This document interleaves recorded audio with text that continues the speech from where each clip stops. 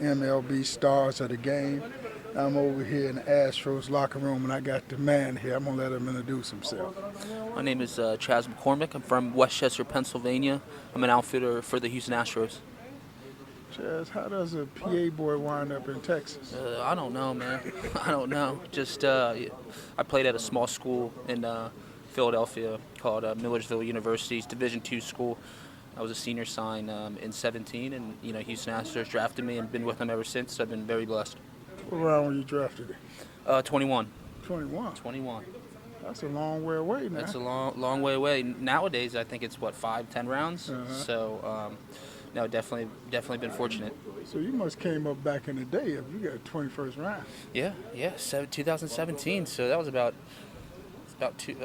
8 years ago, and I've been with the Astros for 9 years, and that's the only organization I've been with.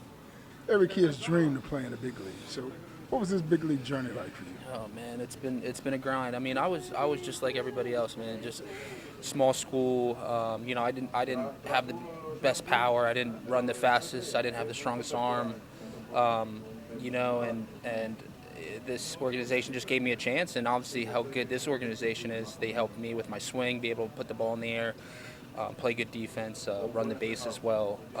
And I spent 3-4 seasons in the minor leagues, and it was hard, obviously, because we had a great team, great big league team in 17 and 18 when we had Garrett Cole, Verlander, won the World Series in 17, lost to the Nationals in 19. I remember being in the minor leagues, just watching them, seeing how good they were, and I was like, man, that'd be great to be up there, especially during the winning window. And I got up there at 2020, and we've still been good ever since.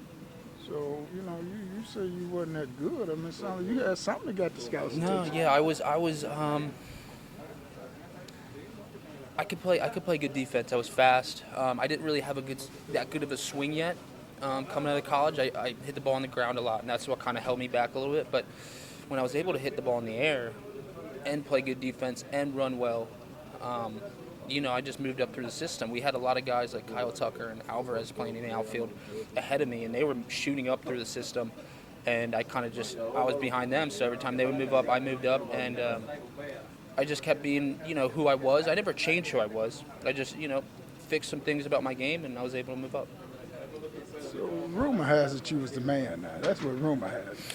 Yeah, I mean, at Millersville, I was okay. I mean, I broke a couple records at the school, and I was All-American, and we had a really good organization.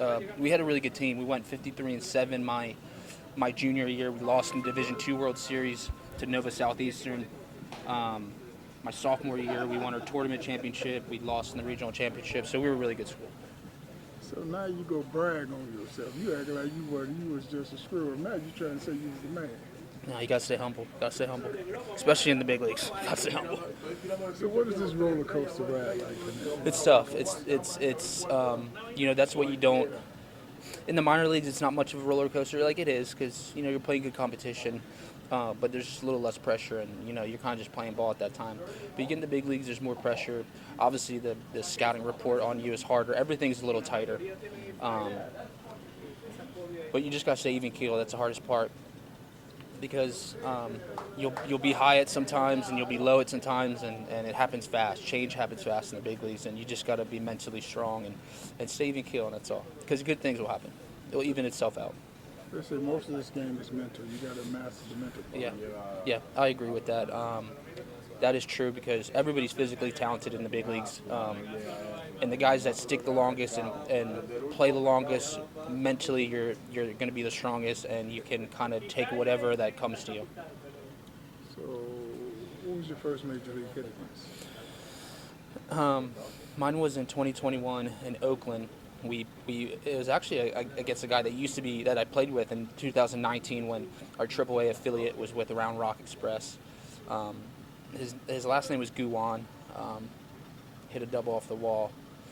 Thought it was a homer, but double off the wall. And then the next day I got to play again. I hit a homer off Petit, one of like a veteran reliever for the Oakland A's. Double and a homer. So you remember the first hit and the first homer. I remember everything. What you do with the ball? It's in my basement right now, in a little case, written first major league hit. Okay, so I'm gonna go over your basement. No, I got some good baseballs. I've been able to get some good signatures from Miguel Cabrera, Mike Trout, David Ortiz, Pedro Martinez. Got some good ones. Jim Thome. I was a Phillies fan growing up. So, so, so I got to come over there and get them balls, put them on No, eBay. no. They're locked up in a safe, so nobody grabbing them. See, now you go lock them up from the coach. See, I thought I had me something going on eBay. Every kid's dream of playing in the big leagues. You get that call, you go into the big leagues, walk in that locker room for the very first time, see your uniform hanging up. What's that feeling like? It's crazy. It's crazy. See, I got called up in 2020, so that was a COVID season. No fans in the stands, but I was obviously nervous, excited.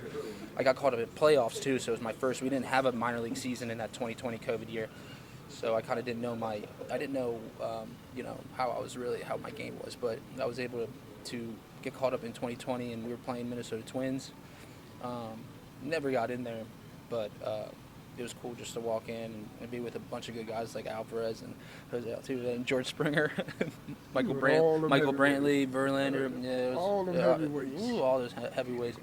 But yeah, so no, it's cool. It's cool. Did you cry? Did I cry? Yeah. Did you cry? Yeah, when I got the call, I I did. finally got somebody admit they cried. I did cry. Yeah. Did Mama cry? Mama cried. We know Papa Mama cried. Papa cried. Yeah. Coach on the road, take you behind the scenes with the man. All right, thank you, sir. All right, appreciate it.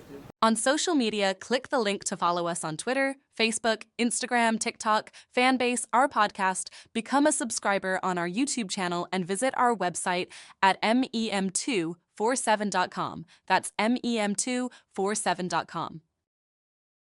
The Diary of a Coach. Former MLB scout. 40 years, I just can't tell it all. Chapter 17, Chillicothe, Ohio, Part 2. Our journey back to Chicago took an unexpected turn when we hit a deer on the highway in Rensselaer, Indiana. We hit a deer on the highway, sending our bus careening into a ditch. I took the wheel and began the task of pulling us out of the ditch. Suddenly, one of the players, whose father was a lawyer, shouted, "We can't leave! It's illegal to hit a deer on the highway and drive away." I responded confidently, "The deer isn't here to tell its side. It's all in the book at thediaryofacoach.com. That's thediaryofacoach.com.